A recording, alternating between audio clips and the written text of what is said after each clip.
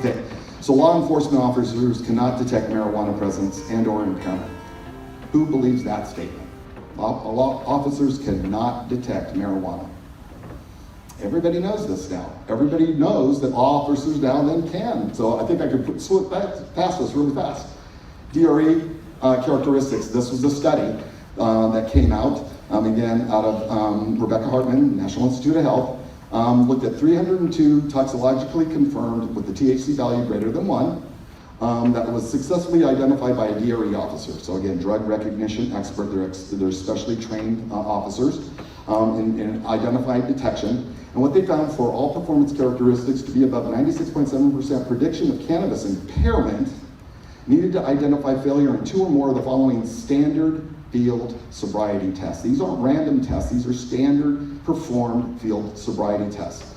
And so what they were looking for then was have 3 or more failures in the finger to nose, eyelid tremors during a modified Lombard balance, 2 or more one-legged stand clues, or 2 or more walk and turn clues. Now they looked at other issues, the other common symptoms that they found of clinical significance were increased heart rate, increased systolic blood pressure, dilated pupil size, but other common symptoms that did not reach clinical significance also included rebound dilatation as well as lack of convergence. Okay? This is a study that looked down in Orange County, California here, just a few miles down the road.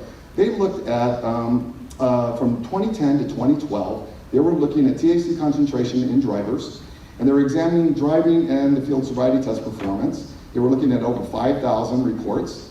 And the standard field sobriety tests, their conclusions were the standard field sobriety tests were sensitive to impairment by marijuana, just like what I showed you. This is basically a reiteration of that previous study. That other study also had, again, 300 in the THC arm, and they had 300 in a control arm that they were comparing to figure that out. So this now has 5,000 drivers.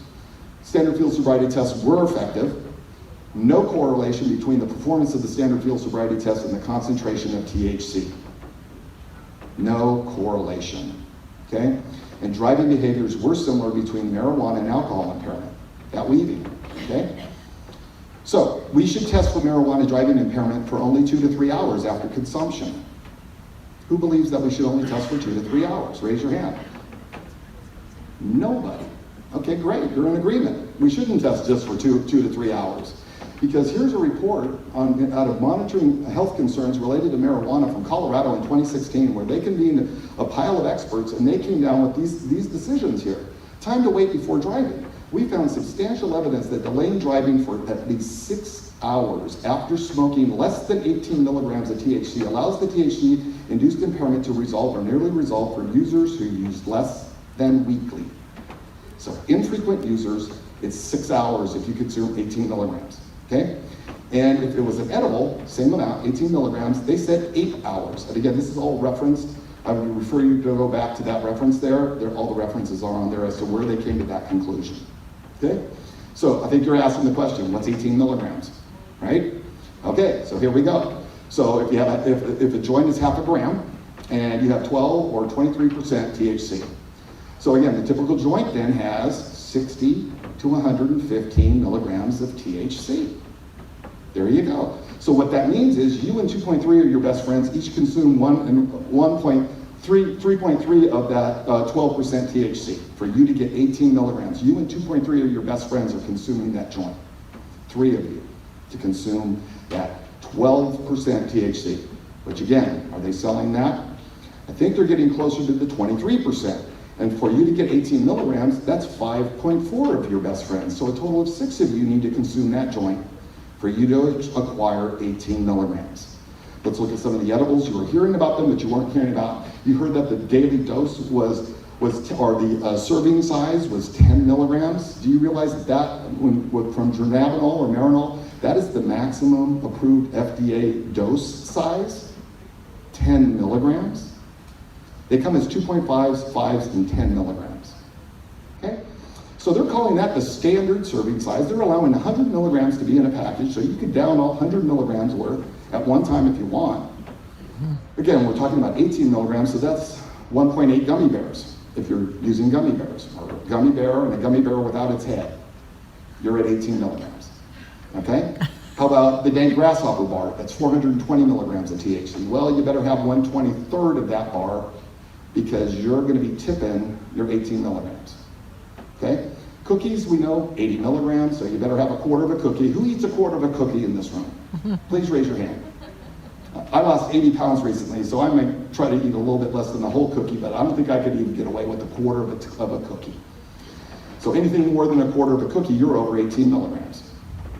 Got it? And again, they're in drinks as well. Okay, so chronic marijuana users drive better than intermittent users. Raise your hand if you believe that. Nobody. Great.